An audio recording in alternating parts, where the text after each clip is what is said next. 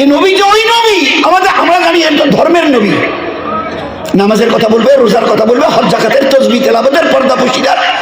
কিন্তু এই নবী যে হাওয়াটা ভিতরে টানবার সময় অক্সিজেন যায়, আর যখন ওই হাওয়াটাই বেরিয়ে আসে নাগার মুখ দিয়ে, কি বের হয়ে আসে ভাই?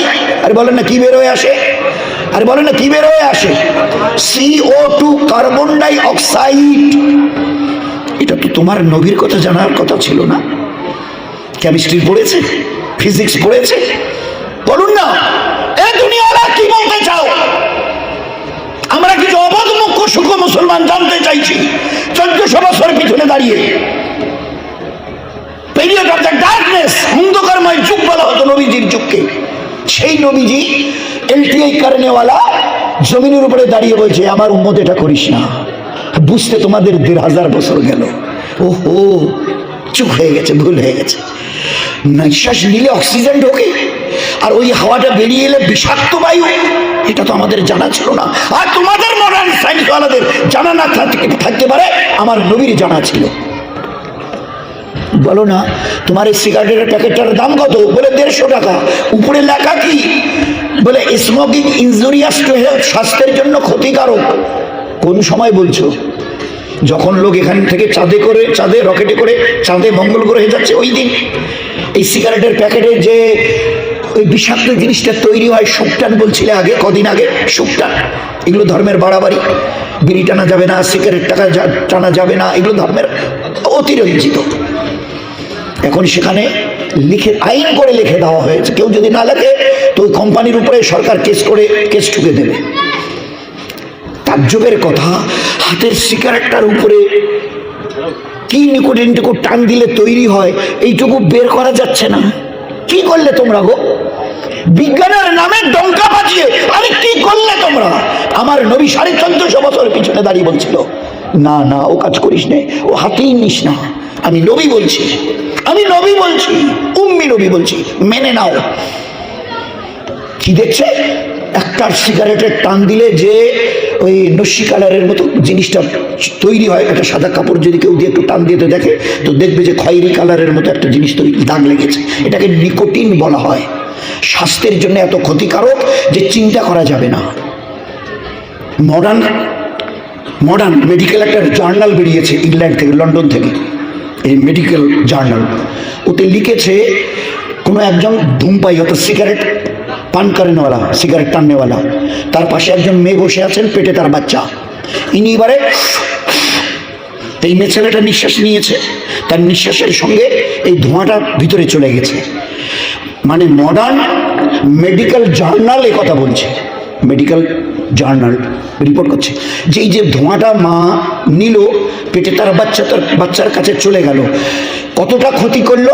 বলে এই মাটাই বাচ্চাটা যেদিন প্রসব করবে ওই দিন থেকে এই সিগারেট পিনেওয়ালা, ওই দিন থেকে বাচ্চাটা যদি 100 বছর বাঁচে, আর 100 বছর যদি এই সিগারেট পিনেওয়ালা ওই বাচ্চার গোলামি করে, তো তারপরেও এর বাচ্চাটার ইনি যা ক্ষতি করেছেন, এই ক্ষতির ইনি ক্ষতিপূরণ দিতে পারবেন না।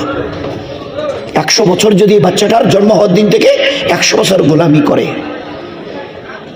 10টা সিগারেট, 10টা, এক প্যাকেট, ওতে যে নিকোটিনটা তৈরি হয়, চেংটি ইঁদুর বলে, ওগুলো নয়, মোটা তাজা ইঁদুর। 10টা সিগারেটের মধ্যে যে নিকোটিনটা তৈরি হয়, ইঞ্জেকশনের সিরিঞ্জে ভরিয়ে যদি ইঞ্জেকশন করা যায় মোটা তাজা একটা বড় ইঁদুরকে, তো সিরিঞ্জটা টেনে বের করার আগে ইঁদুরটা পড়ে মরে যাবে। ভাবতে পারি আমার নবীর আইকিউ কত সাংঘাতিক, আমার নবীর জ্ঞান আর বিজ্ঞানের কত বড় আল্লাহ তাকে। আজ সর্বত্র CCTV দেখে আজ আমরা বলছি সত্যি দুনিয়া কোথায় চলে গেছে গো। CCTV, আমার নবী 1500 বছর পিছনে দাঁড়িয়ে বলেছিলেন দুনিয়াতে যা করবে বুঝে সুঝে করিও। আমার আল্লাহ তো আল্লাহ।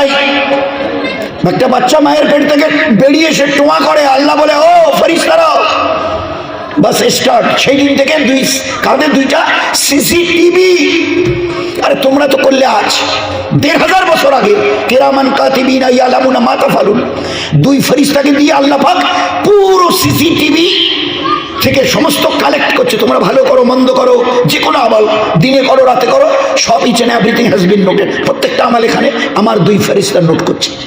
চিন্তা করা যায়? চিন্তা করা যায়, হুজুর সাল্লাল্লাহু আলাইহি ওয়াসাল্লামের সাথে সাহাবারা যাচ্ছে, একজন সাহাবী একটু সাইডে গিয়ে একটা গাছের ডাল ঝুঁকেছিল, একটু পাতা ছিঁড়ে দিলেন। আল্লাহ রাসূল সাল্লাল্লাহু আলাইহি ওয়াসাল্লাম দেখি কি বললেন, কেন ওটা ছিঁড়লে? আল্লাহ রাসূল এমনি, আর করিও না, কোনোদিন করিও না, গাছের প্রাণ আছে। এই কথাটা কে বলেছে প্রথম? স্যার জগদীশ চন্দ্র বোস, স্যার রমন, এনারা দুইজন এই কদিন আগে, কত 70-80 বছর হবে, 60-70-80 বছর। আমার নবী কবে বলেছে গাছের প্রাণ আছে? 1500 বছর পিছনে দাঁড়িয়ে। শোনো ও আমার উম্মত, বিনা কারণে গাছের একটা ডাল তো দূরের কথা, পাতাও ছিঁড়িও না। ওদের প্রাণ আছে, এরা আল্লাহর জিকির করে, এদের জিকির সুবহানাল্লাহি বিহামদিহি, আর এই জিকিরের বিনিময়ে আল্লাহ এদের রুজি দেয়। আজকে সরকারের তরফ থেকে রাস্তার ধারে গাছ লাগানো হয়, একটা লোহার ওইরকম জাল দিয়ে ঘিরে দিয়ে এটা বোর্ড লাগানো হয়, একটি গাছ একটি প্রাণ, একটি গাছ একটি প্রাণ। এই প্রাণের কথা কে শুনিয়েছে দুনিয়ায় প্রথম? বলে মুহাম্মদ রাসূলুল্লাহ সাল্লাল্লাহু আলাইহি ওয়াসাল্লাম, তার আগে শোনাতে পারোনি।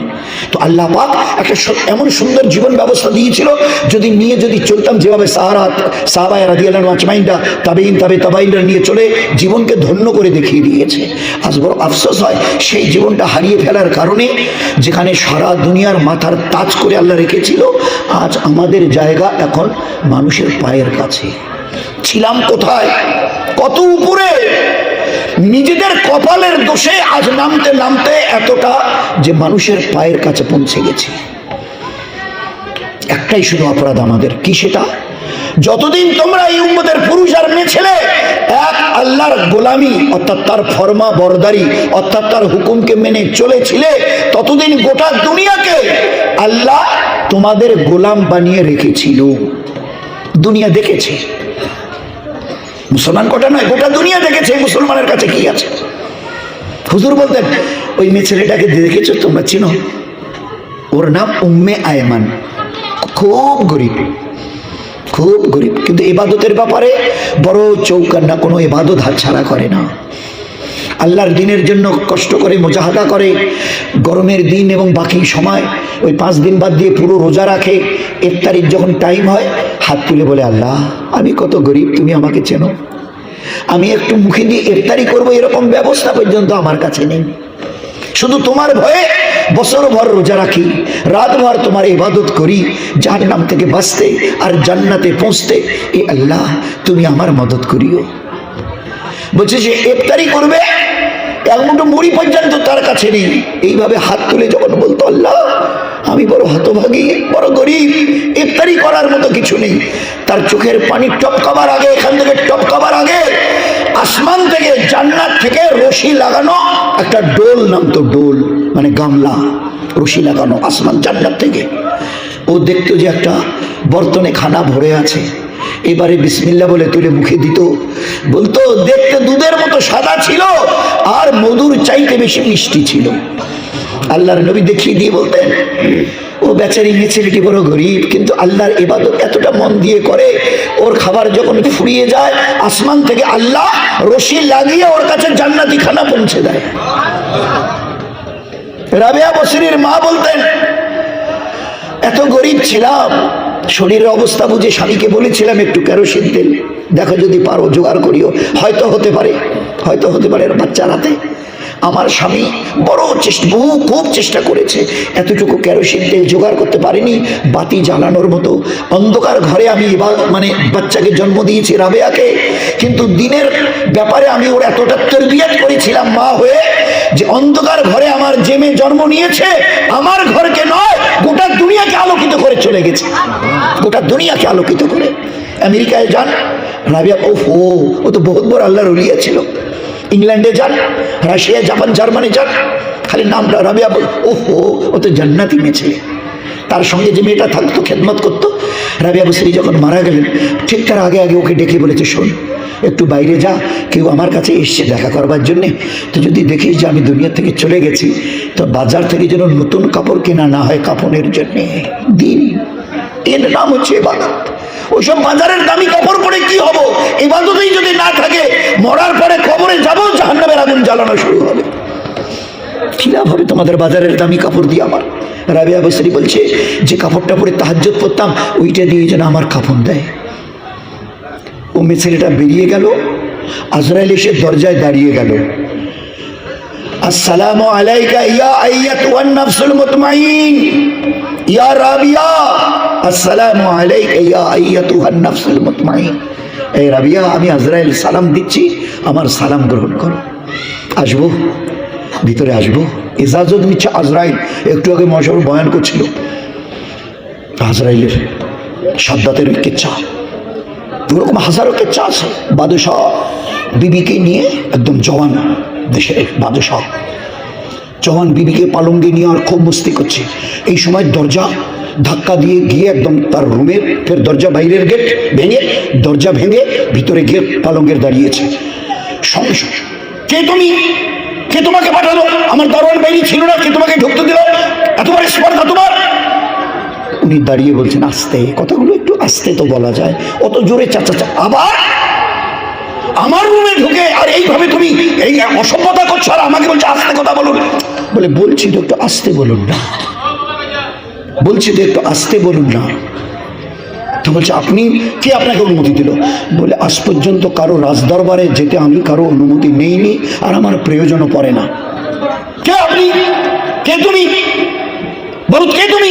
কারো তোমার মানে কারো পারমিশন নিতে হয় না, কে তুমি? তো বলছি এত জোরে চাচাচ্ছেন যে আমার বড্ড খারাপ লাগছে। শুনতে চান? একটু অন্তত পাকে মাথাটা নিচু করেন। তখন পালঙ্গে দাঁড়িয়ে গেছে বিবি শুয়ে, আর উনি পালঙ্গে দাঁড়িয়ে গেছে, কাঁপছে। তো বলে যে এত দূর থেকে তো বলা যাবে না, একটু কানে কানে বলবো, তো একটু কানটা বলে যা বারবার ওখান থেকে বলো, তাড়াতাড়ি বলো কে তুমি। তো বলছে যে অত মাথাটা তো মাথার বাধ্য হয়ে নিচু করেছে, কানে কানে বলেছে যে আমি আজরাইল। আর যেই না বলেছে কাঁপা শুরু করেছে পালঙ্গের উপরে দাঁড়িয়ে, আর বেগম ওখানে শুয়ে আছে। আর এইভাবে যখন কাঁপছে, আজরাইল আলাইহিস সালাম আস্তে করে বুকে হাত দিয়ে রুটা টেনে বার করেছে। গাছের গোড়া কেটে দিলে যেভাবে পড়ে যায়, পালঙ্গের উপর থেকে ধপাস করে মেঝেতে পড়ে গেছে। আল্লাহ দেখিয়ে দিয়েছিল আজরাইল যদি নাফরমানের কাছে যায় তো তার পরিণতি কি হবে, আর ফরমা বরদারের কাছে যদি যায়, মান্নেওয়ালি কত গরিব, এতটুকু তেল যাদের জোগাড় করার সামর্থ্য ছিল না, আর তার জীবনটা আজরাইলের মতো একবার যদি হাত বাড়িয়ে দেয়, ওলামা হযরত বলেন গোটা দুনিয়ার সমস্ত জিন, ইনসান, হায়াওয়ান, জানোয়ারের রূহ একসঙ্গে সে হাতের মুঠে নিতে পারে। এত বড় ক্ষমতা আল্লাহ তাকে দিয়েছে। আর সে কিনা ওই ঝুপড়ির রাবেয়ার কাছে ইজাজত চাইছে, সালাম দিয়ে আসবো, তুলে আসো। তো বলে রেখেছিল আমার ওই কাপড় নতুন নয়, আমি যেটা উপরে তাহাজ্জুদ পড়ি ওইটা দিয়ে যেন কাপড় দেওয়া হয়। তাই করা হলো। পরের দিন রাত্রিবেলা ওই মেয়েটা একসঙ্গে থাকতে একটা মহব্বত, কাঁদতে কাঁদতে ঘুমিয়ে গেছে। খবের মধ্যে দেখছে হযরতে রাবেয়া বসরিকে, সালাম দিয়ে বলছে আম্মা আপনার ওই পরনের যা দিয়ে কাপড় দেওয়া হয়েছিল সেটা কই? বলে আল্লাহ পাক আমার ওই কাপড়টা পুরনো, ওই তাহাজ্জুদ পরা কাপড়টা যা দিয়ে কাপড় দেওয়া হয়েছিল না, ওটা ভাঁজ করে আল্লাহ রেখে দিয়েছে। কিয়ামতের দিন যখন নেকি বদি ওজন হবে, ওটা নেকির পাল্লায় আল্লাহ তুলে দেবে। তো বলে যে আপনার এই চেহারায় এখন যে কাপড় আমি দেখছি, তাকানো যায় না, এত দামি পোশাক। বলে এটা আমার আল্লাহ আমাকে দিয়েছে। তৃতীয়টা জিজ্ঞাসা করেছে আম্মাজান আপনি এখন আছেন কোথায়? বলছে আল্লাহ পাক আমাকে জান্নাতের বাগানে রেখে দিয়েছে। আল্লাহ দেখিয়ে দিয়েছে এই উম্মতের গরিব থেকে গরিব মেয়ে ছেলে একটু যদি ইবাদতটা একটু করো। এ নয় আমাদের মা বোনেরা কি কথা বলতে চায়, কি করে ওদের সঙ্গে আমরা পাল্লা দেব? ওদের তো 5 ওয়াক্তের নামাজ ফরজ ছিল, আর আমাদের 30 ওয়াক্তের নামাজ পড়তে হয়, আছে নাকি? ওদের 30 দিন মাসে রোজা রাখতো, আমাদের 90 দিন রোজা রাখতে হয়, আছে এরকম? বলুন না। তাদেরও যা ছিল আমাদের মা বোনদেরও তাই আছে। কেন তারা চাইছে না যে ওদের মতো আমরা আমাদের জীবনটাকে ধন্য করি? খাদিজা রাদিয়াল্লাহু তাআলা নাকি পুরুষ নাকি? হুজুরের বিবি একজন মেয়ে ছেলে, 3.5 হাতের এই চেহারা নিয়ে আল্লাহর ইবাদত করেছিল। আল্লাহ পাক আসমান থেকে আল্লাহ সালাম জানাচ্ছে খাদিজাকে, এটা মেয়ে ছেলে, সালাম জানানো হচ্ছে। একটা দিনের একটা কেচ্চার পরে হুজুর সাল্লাল্লাহু আলাইহি ওয়াসাল্লামের কাছে আলী রাদিয়াল্লাহু তাআলা যখন নামাজ পড়ে এবারে কেচ্চাটা শোনালো যে একটা উট আমার ওইভাবে আমি কিনেছি, একজন বাকিতে বেচেছে, পরে আর একজন গ্রাহক এসে সেটাকে নিয়ে গেছে, ওতে আমার 60 টাকা মুনাফা হয়েছে। আমি তার আগে 6 টাকা দান করেছিলাম, 60 টাকা মুনাফা। তো কোরআনে আল্লাহ বলেছে 1-এর বদলা 10 দেবো, তো আমি 60 টাকা গরিবকে দান করেছি, 6-10-কে 60 টাকা আল্লাহ আমাকে ওই ঘোড়াটা বেচা কেনায় দিয়েছে। তো পুরো কেচ্ছা নবীজিকে শুনিয়েছে। নবীজি শুনে কি বলল? এই আলী, যে তোমার কাছে ঘোড়াটা বেঁচে ছিল চেনো? বলে না। যে তোমার কাছ থেকে কিনেছিল চেনো? বলে না। যে ঘোড়াটা তুমি বেচা কেনা করেছো সে ঘোড়াটা কোন ঘোড়া চেনো? বলে না। তাহলে আলী শুনে নাও, তোমার কাছে যে ঘোড়া বিক্রি করেছে হযরতে জিবরাইল আলাইহিস সালাম, তোমার কাছ থেকে যে ঘোড়া কিনেছে সে হযরতে মিকাইল আলাইহিস সালাম, আর যে ঘোড়াটা কেনা বেচা হয়েছে এটা ওই ঘোড়া যে ঘোড়ার পিঠে চড়ে ফাতেমা রাদিয়াল্লাহু তাআলা আনহা আমার বেটি জান্নাতে দাখিল হবে। এ ছিল ওই ঘোড়া, ওই উট, এ ছিল ওই উট। তো একটা মেয়ে ছেলে যদি ইবাদত করে কোথা থেকে কোথায় আল্লাহ তাকে পৌঁছে দিতে পারে চিন্তা করতে পারে। বড় হজরত ইলিয়াস রাহমাতুল্লাহ আম্মা এরকম হাজারো মা আছে। জোহরের নামাজ পড়তে গিয়ে তৃতীয় রাকাতে সেজদায় ওই অবস্থায় ইন্তেকাল করে গেছেন। ফরজ নামাজের তৃতীয় রাকাতে জোহরে সেজদায় ওই অবস্থায় ইন্তেকাল করে গেছেন। তো ওই রকম মায়ের বেটা বড় হজরত ইলিয়াস হবে না তো কি হবে বলেন না? আমাদের মায়েরা কেন কেন এদের দিল চায় না? আমরা ওই আঙ্গুলে গুণা কথা দিই 10, 20, 25, 50টা বছর একটু আল্লাহর ইবাদত করে আমরাও এরকম বড় বড় জান্নাতের হকদার হব। আমাদের মা বোনদের কেন দিল চায় না বলুন?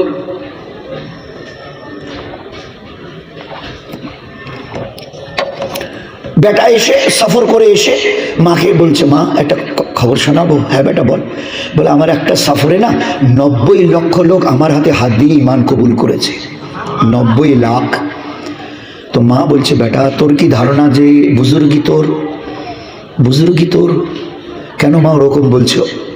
তো মা এবার উত্তর দিচ্ছে, চোখ ছলছলা হয়ে গেছে মায়ের। বলছে, বেটা শুনবি, জন্মের দিন থেকে নিয়ে কম বেশি 2.5টা বছর আমি আমার সিনার দুধ তোকে পান করিয়েছি। আল্লাহর নামে কসম খেয়ে বলছি, একটা বেলা তোকে বিনা ওযুতে দুধ পান করাই নাই। একটা বেলা, এই 2.5 বছরের মধ্যে একটা বেলা তোকে বিনা ওযুতে আমি দুধ পান করাইনি। বলুন, তার এই বাচ্চা খাজা মঈনুদ্দিন চিশতি আজমিরি রহমতুল্লাহ আলাইহি হবে না তো কি আমাদের ঘরের বেটা হবে? মসজিদের দরজাটা কোন দিকে তাও জানে না। কত বড় দুঃখের কথা।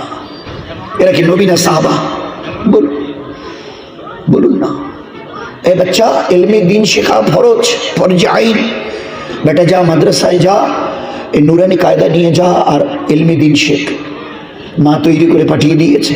উস্তাদ দেখে এবারে কায়দা দেখে বলছে, বেটা পড় আউযুবিল্লাহ বিসমিল্লাহ আলিফ বা তা সা পড়, আলিফ বেতেছে। এ বাচ্চা 4.5-5 বছরের আউযুবিল্লাহ বিসমিল্লাহর পরে আর আলিফ বা তা সা পড়েনি, 20 পারা কোরআন মুখস্থ শুনিয়ে দিয়েছে। কেন আমাদের মা বোনদের কেন একটু মনে কথার ভাবে না? আমরাও একটু তৈরি করি। আমাদের আজকের এই অধপতনের একটা বড় কারণ হলো এই, আমাদের মারা যদি আজকের দিনদার হতো এদের গর্বে হীরা তৈরি হতো, হীরা বার হয়ে আসতো, মণি মাণিক্য বার হয়ে আসতো। উস্তাদের চোখ এত বড় হয়ে গেছে, হাতে তোর কায়দা আলিফ বা তাসার বই, তুই 20 পারা কোরআন কি করে মুখস্থ শোনালি? উত্তর দিচ্ছে বাচ্চা 4.5-5 বছরের, উস্তাদজি আমি যখন আমার মায়ের পেটে ছিলাম আমার মা প্রতিদিন কম বেশি 20-22 পারা কোরআন ইশার পরে বিছানায় পড়ে না পড়া পর্যন্ত, 20 পারা কোরআন না পড়া পর্যন্ত আমার মা ঘুমাতেন না। আমার আম্মা যখন 20 পারা 22 পারা কোরআন পড়তো আমি তখন তার পেটে ছিলাম, আর ওই পেটে থেকে মায়ের পড়া কোরআন শুনে শুনে আমি মায়ের পেটেই মুখস্থ করে নিয়েছি। বলুন তো, এই মায়ের ওই বেটা বড় পীর সাহেব আব্দুল কাদের জিলানী রহমতুল্লাহ আলাইহি হবে না তো কি আমাদের ঘরের বাচ্চা মতো হবে? বলুন না। বলুন, আজকের আল্লাহর মেহেরবানি, আল্লাহর বড় মেহেরবানি। আজকের একটু একটু করে একটু ঝলক লাগছে মা বোনদের, একটু একটু করে পরিবর্তন। নয়তো পুরো জিম্মেদারি মায়েদের কোলকে কি বলা হয়েছে কিতাবে? কি বলা হয়েছে? যে মায়েদের কোল বাচ্চাদের মুক্ত, মায়েদের কোল বাচ্চাদের জন্য মাদ্রাসা। মা তুমি দিনদার হও আর তোমার বাচ্চাকে দিনের তরবিয়ত করো। যদি তুমি তোমার নিজের আখিরাতকে বানাতে চাও, মা তোমার বাচ্চাকে দিনের লাইনে তরবিয়ত করো। তুমি যদি মনে করো আমার বাচ্চাকে doctor, engineer, professor, barrister, magistrate বানাবো, ইসলামে কোনো মানা নেই। কিন্তু যে ইলমকে আল্লাহ ফরজ আইন করে দিয়েছে ইলমে দিন, ওটাকে পুরো বাদ দিয়ে কুচবিহারে আসতে, মানে এখানে আসতে আমি কুচবিহারে যেতে হয়েছিল একটা কারণে। কুচবিহারে গিয়ে এক বাড়িতে উঠে চলে এলাম। জিজ্ঞাসা করলেন, তা তোমরা সুটকে বাড়ি, তোমার বাড়ি ওইটি ডিসপেন্সারি? ওইটি বাড়ি এখন বাজারের উপরে বাড়ি, আর ওইটি ডিসপেন্সারি তোমার এখন এই সুটকে বাড়ি বাজারের উপরে, তো এটা কেন আসেনি? তাই দেখে দিল এই ছেলেটা ক্লাস 3-তে পড়ে, 3-4টা মাস্টার আর এরা নাম করে স্কুলে ভর্তি না করে দিছি এটে, ওই উঠে থাকি প্রাইভেট পড়া, তো ছোটো বাচ্চা 8-9 বছর বয়স, ওরা ওখান থেকে টাউনে নিয়ে আসেন নাকি, ফের প্রাইভেট পড়ার পরে বাড়ি ধরি সুটকে বাড়ি ধরি যাবার নাকি, ওই ওরেই জন্যে এই বাড়িটা ওই ইয়েতে চাকির মোড়ে, ওরই জন্য এই বাড়িটা ভাড়া নিয়েছি। আমার শুনে দিলে একটা কথা খুব লাগলো, আমার বাচ্চা দুনিয়া বানাতে হবে, এর জন্যে সুটকা বাড়ি বাজারের উপরে পাকা বাড়ি আর তার সঙ্গে লাগা ডিসপেন্সারি ছেড়ে দিয়ে বাচ্চার ভবিষ্যতের চিন্তা করে এতটা কোরবানি দিচ্ছে, কিন্তু এই বাচ্চা মরণের পরে জাহান্নাম থেকে বাঁচবে আর জান্নাতে পৌঁছবে, এর জন্য এই বাপ মায়ের কোনো ফিকির নেই, কোনো দরদ নেই। শুধু ওই মা বাপ নয়, এরকম হাজারো। কালকে একজন বলছিল বাচ্চাটার আমার 7টা প্রাইভেট টিউটার। হ্যাঁ, দুনিয়ার জন্য 7-এর জায়গায় 70 করেন, কিন্তু আপনার আখিরাতকে ঠিক রাখবার জন্য মউত আসবে না, কবরে যেতে হবে না, কিয়ামতের ময়দানে আল্লাহকে মুখ দেখাতে হবে না, নবীর সামনে দাঁড়াতে হবে না, তার কি ব্যবস্থা করেছে? দুনিয়ার পরিচয় ওই, আজ আছে কাল থাকবে না। আখিরাতের পরিচয় ওই, সামনে এলে আর কোনোদিন খতম হবে না। 1000 বছর নয়, লক্ষ কোটি অরব খরব, বাস তোমার বলা শেষ হবে, আখিরাতের জীবন শেষ হবে না। এর জন্য কি করেছেন? 7টা প্রাইভেট টিউটর দিয়েছে বাচ্চাটার জন্য, আখিরাত বানাবার জন্যে। কতটা কি করেছি, কতটা নিচে নেমে গেছি আজকের আমরা। বাড়িতে খালা খালু এসছে, ও মামা মামি এসছে, ফুফা ফুফি এসছে, ওর নানা নানি এসছে, 1-1.5 বছরের বাচ্চাটাকে কাছে ডেকে বলছে, তোর খালা খালু এসছে, একটা ছড়া শুনিয়ে দে। তো ছড়া শুনিয়ে দিচ্ছে, ইংরেজি ছড়া, টুইঙ্কেল টুইঙ্কেল শুনিয়ে দিচ্ছে, ওরা খুব বাহবা দিচ্ছে। তোমার বাচ্চাকে এইভাবে তোমরা তৈরি করে লিখছেন, 1 বছর বয়স, তাতে এতগুলা মানে ছড়া মুখস্থ করেছে, ইংরেজি ছড়া মুখস্থ করেছে। হায় রে দুর্ভাগ্য আমাদের, ও বাপ মা একটাবার বলতে পারছে না তোর খালা খালু নানা নানি এসেছে, একবার কলেমাটা শুনিয়ে দিত বেটা, এই আম্মু কলেমাটা শুনিয়ে দিত, খাওয়ার দোয়াটা শুনিয়ে দিত, কাপড় পরার দোয়াটা শুনিয়ে দিত। কোথায় থাকবার কথা ছিল? আর ইংরেজি শিখতে, বাংলা শিখতে প্রফেসর ডক্টর ওদের মানা নেই, কিন্তু ইসলামকে জবাই করে আল্লাহকে বিলকুল হারিয়ে ফেলে কোথায় উঠতে চাচ্ছে?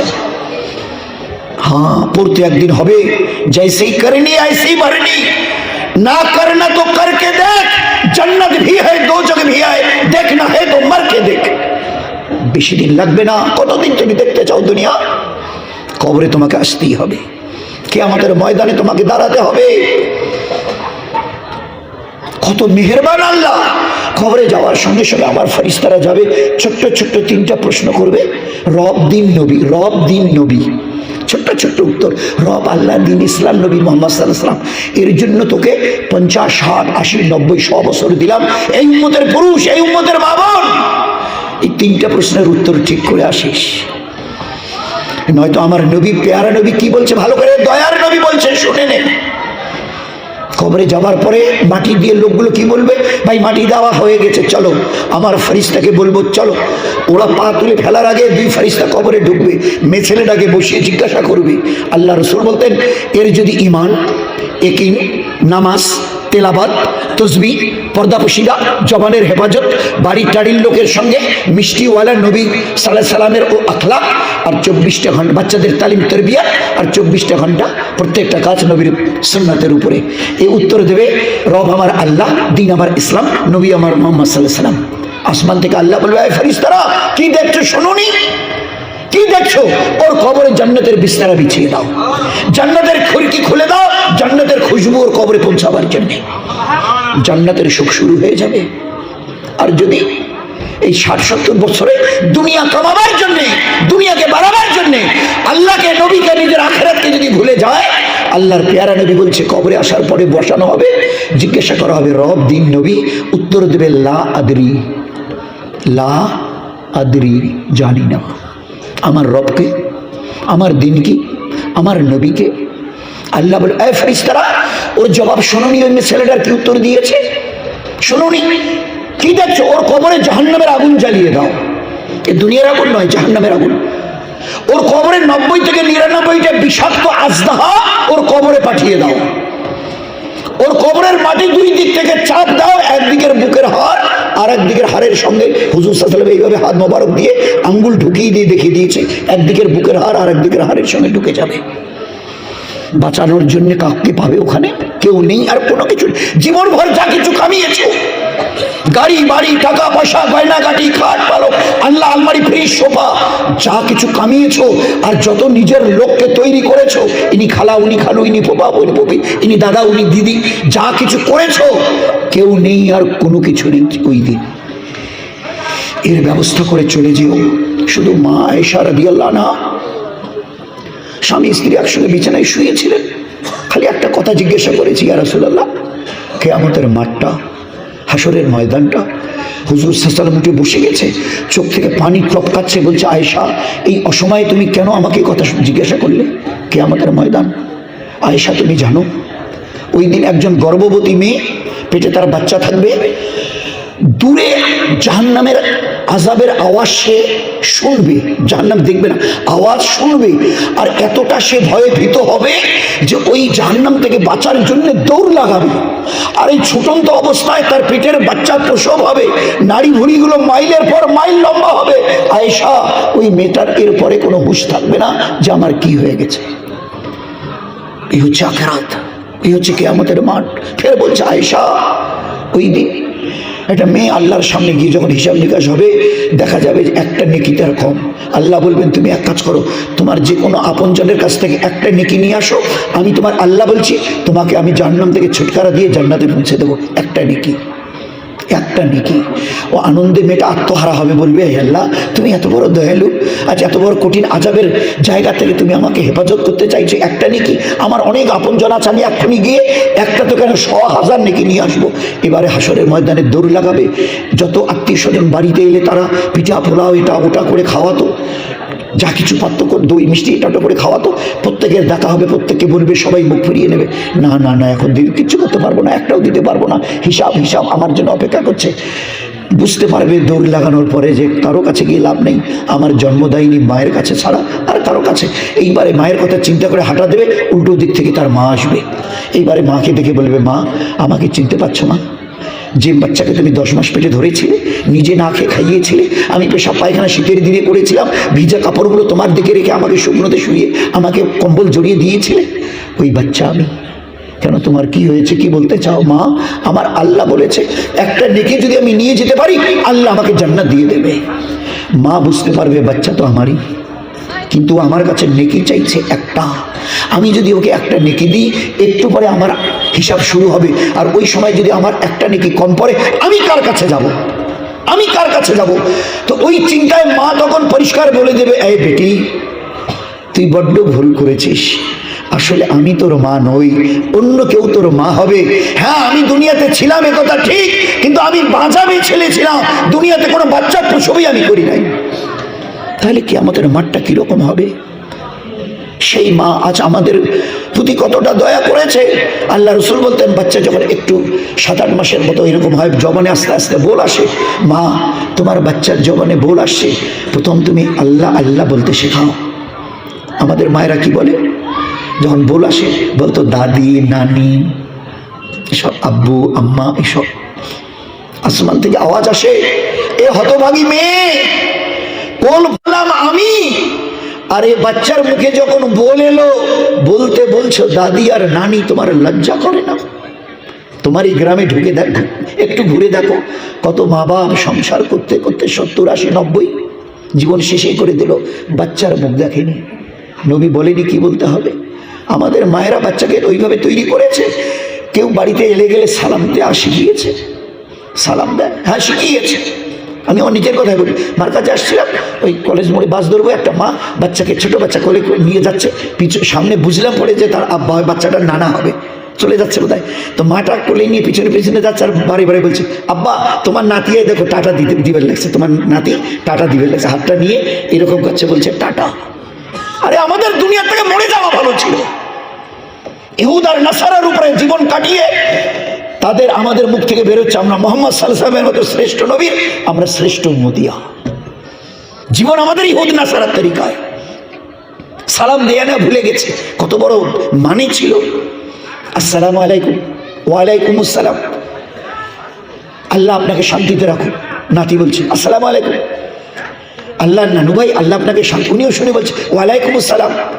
নাতি ভাই আল্লাহ তোমাকেও যেন শান্তি দেয়। শান্তির দোয়া এখন আর আমাদের পছন্দ নয়, সব ভুলে গেছি। কটা বাচ্চার মুখে একটা আপনি কমলা দেন, একটা চকলেট দেন, টফি দেন, বলে বিসমিল্লাহ, বলুন আছে পরিবেশ তৈরি করেছি আমরা। আমাদের বাড়ির 4, 5, 6, 8, 10 বছরের মেয়েটা ঘর থেকে বেরোলে মা বলি আমি, বাচ্চা একটা ওড়না মাথায় দিয়ে যা, তুমি না একটা মেয়ে ছেলে, আল্লাহ তোমাকে কি বলে ডাকে জানো?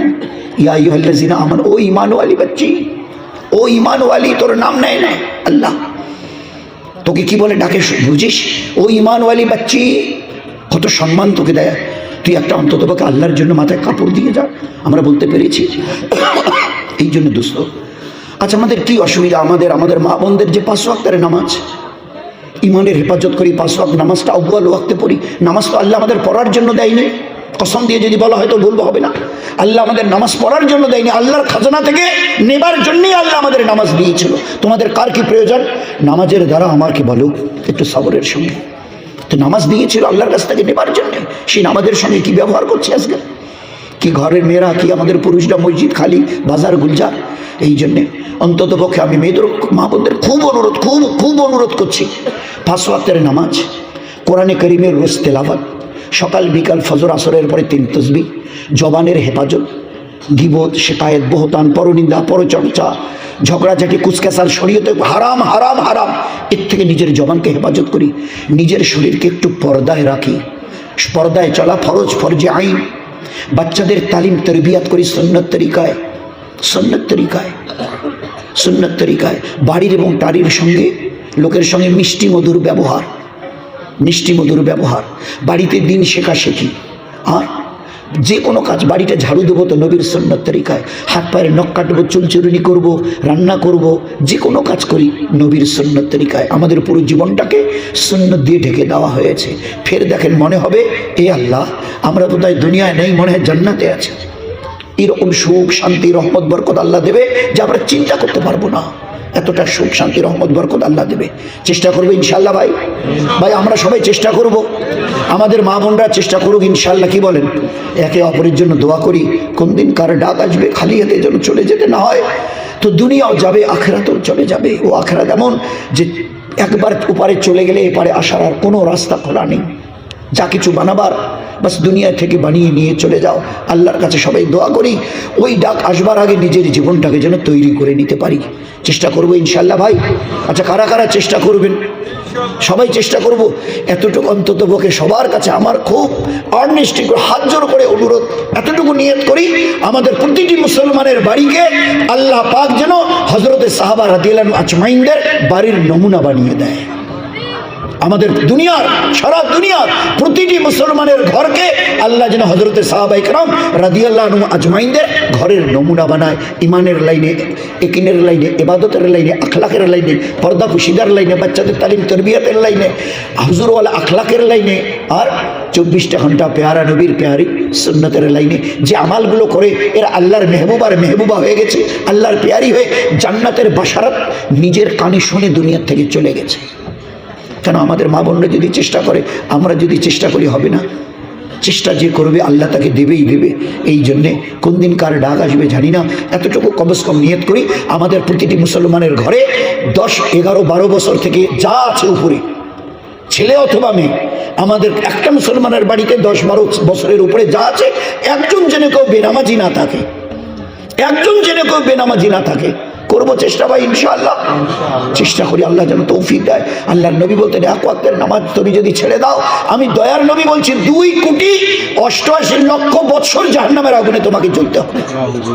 একটাই যে আজ বাদে কাল রমজান আসছে, একটা রোজা যদি নষ্ট করো, কমপক্ষে 9 লক্ষ বছর একটা রোজার জন্য তোমাকে জাহান্নামে জ্বলতে হবে। আল্লাহর কাছে দোয়া করি আল্লাহ তার ইবাদতটাকে ভালো করে বুঝে আল্লাহর এবং আল্লাহর পেয়ারা নবী সাল্লাল্লাহু আলাইহি ওয়াসাল্লামের মেহবুব বনে পেয়ারা হয়ে যেন দুনিয়া থেকে ঈমান নিয়ে যাবার তৌফিক দেয়। চেষ্টা করবো ভাই ইনশাআল্লাহ। চেষ্টা করি সবাই সবার জন্য, আল্লাহ যেন তৌফিক দান করেন।